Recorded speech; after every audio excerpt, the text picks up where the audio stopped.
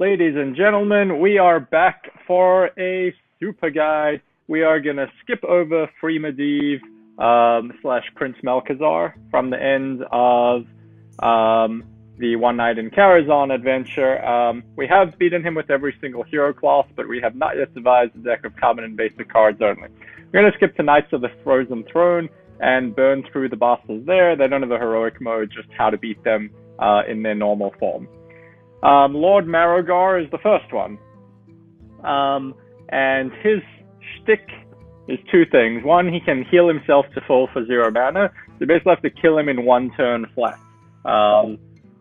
Incremental damage doesn't matter. You need to have like 30 damage on board. And the other part is he plays these minions, Bone Spikes, which deal 15 damage at the start of the turn. So the fun way to beat him is to actually find ways to steal his Bone Spikes. If you get 2 of those out, they'll just deal 30 damage to him at the start of your turn, and that's the fun way to beat him. And he has interactions built around this. He'll say Bone Burglar and things like that.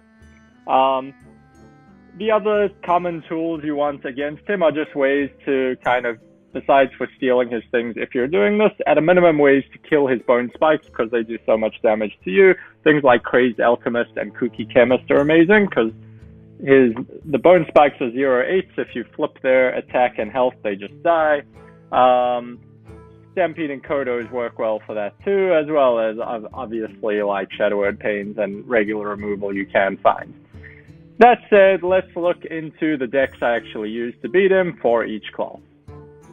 In the case of Druid, I mostly just used a strong Druid deck at the time, straight off the Knights of the Frozen Throne came out, and added in a couple of tools for the Bone Spikes. Only added in 1 Crazed Alchemist. You almost certainly want to add in at least 2.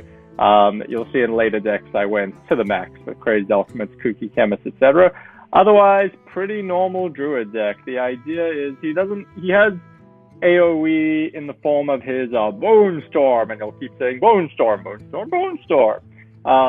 It only deals 1 damage to everything and draws a card. So if you build up a bigger board, buff it, this even has tools like Strong Shell Scavenger. If you can get out a nice Spreading Plague, Strong Shell Scavenger it, get out a board that actually has some heft to it, he won't really be able to deal with it effectively, and eventually you can build up a strong enough board to be able to kill him in 1 turn. You have things like Bone Mare, Ultimate Infestation, Power of the Wilds, and Marks of the Lotus to keep that theme of buffing up the board once you get a big meaty board out there. Crypt Lord with a lot of health. You can obviously put in something like a Jade Idol, gives you a long-term game plan of eventually getting ginormous Jade Idols or ginormous Jade Golems to be able to kill him. Lots of tools here, pretty straightforward. As we progress, we'll see decks that are actually more tailored to beat him specifically. This was essentially a meta deck. For Hunter, I just focused on beef synergy. Again, your goal is building up a good board. Doesn't have the explicit tools for Bone Spikes. It's mostly focused on just getting enough creatures on board that you can take him out when they get played and not fall too far behind. He does have a crazy weapon. One thing I forgot to mention in the preliminary is you also want weapon removal. Here we have Harrison Jones. In some decks I started putting that in and Oozes because he plays this crazy 3/6 Wind Fury weapon. He hits things to the face. He basically takes no penalty because he can heal himself back up to full. Otherwise, it's your pretty standard, beast tempo / mid-range Hunter deck. You have your Savannah Highmanes, and you have Deathstalker Rexar for longevity. If you do kind of get into the late game, you can get some heftier things down to try build a strong board that'll eventually be able to kill him in 1 turn. Clone Burglar rhymes with Bone Burglar. The fun aspect of this deck is we're running frozen clones to try get copies of his Bone Spikes. If he plays a Bone Spike and you have frozen clone, you actually get the 2, and on some later turn when the board's relatively safe, you can just drop both of them and have your tool to kill him with his own. We have double weapon removal here with Gluttonous Ooze and Harrison Jones. We also have Faceless Manipulators to try copy his Bone Spikes while being able to insta-kill them with Crazed Alchemist, and not Kooky Chemist in this deck. Stampeding Kodo's another way to kill his bone spikes. You sometimes need to do a little bit of trading to get rid of another small minion if you don't want it to go to random. We have plenty of AoE between Blizzards, Meteor, Flame Strike, heal bots to heal back up Volcanic Potion, Ice Barrier, mostly just trying to buy time. Arcanologist to pull the secret, just one, but we just want that life gain essentially. And the frozen clones as well, cheating that into play. So basically just trying to buy time, not die, and eventually use his bone spikes against him. Paladin's what I beat him with at the time, with an all golden deck. I think I set myself the challenge of beating all of the Frozen Throne bosses in my first run through with golden only cards. It's actually a pretty bad deck against him because it relies on a lot of 1/1s between Muster for Battle, the Leftovers, the Spectral Spiders from Horned Creeper, Lost in the Jungle, and Bone Storm can just wreck you over and over again. So I do not suggest this deck, but this is what I used to beat him originally. I lost the first time, got creamed by all his Bone Storms, but did manage to win on the second time. There's a little bit of non-standard stuff like Cult Master because I was kind of replacing some of the cards in the meta deck at the time that I didn't have Goldens of, finding kind of substitutes. We do have a lot of good tools with like Keeper of Oldemon, man. That card was crazy good. Lotheb, really nice to have back in. Ragnaros for some finishing power. As you can see in the video, sort of recalling our victory, it is possible to build a strong enough board despite its reliance on kind of small 1/1s. It is possible to build a strong enough board to take him down.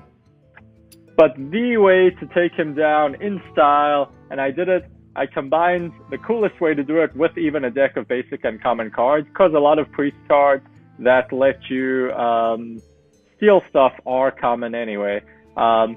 Priest is the class of choice. You have Mind Visions to try get, what's it called, Bone Spikes. You have Thought Steals to try get boneless spikes, bone spikes. You have plenty of silence, so that when he plays bone spikes, you don't die. The card silence, Cabal Song Stealers. You have Shadow Word Pains to instantly kill them. This is really one of the fun ways. Potion of Madness to take like his bone spike with 8 health. Divine Spirited in a double Divine Spirited in a fire it for 32 damage is yet another win condition. As well as card draw to just get to these tools between Acolyte of Pain, Cabal Talon Priest. Another way to try one is just, have some minion of yours stick, buff it as well through Cabal Talon Priest, etc. Eventually double Divine Spirit in a fire. Looking to beat him with his own Bone Spikes. For Rogue, I played the Quest. At the time, this was the meta deck of choice in terms of Quest Rogue. There are stronger versions of it now for sure. This was Frozen Throne era. You're primarily relying on getting it through Flame Elementals based on your Fireflies and Igneous Elementals. A little bit of bounce effects. You have some targeted removal of his Bone Spikes through Crazed Alchemist and Kooky Chemist. You have weapon removal in form of Gluttonous Susan Harrison Jones. But it's not the strongest deck against him. You have to draw things in the right order because you, A, need your activators to get your quest done, need answers to his Bone Spikes, probably need answers to a weapon if it comes up, and need a little bit of bounce to actually finish off your quest. Then you kind of want to get chargers, like Stone Tuskbore and South Sea Deckhands to be able to finish him off. Morose is actually really good because you can get a wide board out. Again, he doesn't have big AoE. His AoE deals 1 damage. Once your minions are 5/5 from the quest, you're pretty set. So if you try this particular deck, it'll probably take a few attempts because you kind of need to draw things in the perfect order, but certainly capable of taking him out, as I've beaten him a couple times with it. For Shaman, it was a case of just using a meta deck at the time again. This is a Evolve Devolve deck, works well, the Devolve against his Bone Spikes, because they'll turn into something else that don't deal 15 damage to you. You're looking to get a bunch of minions out, you have some of the Jade synergy as well to get bigger things. Evolve to make your board even bigger Thrall Death here to make your board even bigger. Doppelgangster will give you a big board. Eventually, the goal is to get some big board that sticks, and then gradually you will develop a big enough board that you can deal the 30 damage in one turn to finish him off. Bloodlust are in there to enable that final killing blow when you do have a sticky board. Blood Reaver N'Zoth.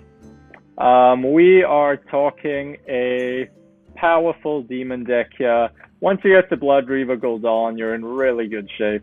N'Zoth the Corruptor can bring back your taunts, which include Lich King, Sludge Belchers, Void Callers help you cheat out Mal'Ganuses, Sylvanas helps you steal things.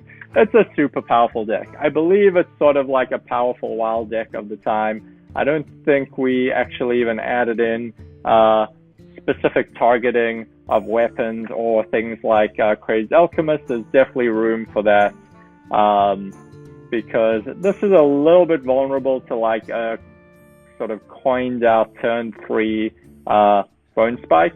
Doesn't look like it has very strong insta removal for that, so you could put that stuff in, but did beat him with this. For Warrior, we wanted to make him pay for his Bone Storm after Bone Storm after Bone Storm. So we went with good old Grim Patrons. I think the AI does not play around this. It does play around using Bone Storm to kill off your Skelemancer, but the nice thing is this will come back with N'Zoth anyway.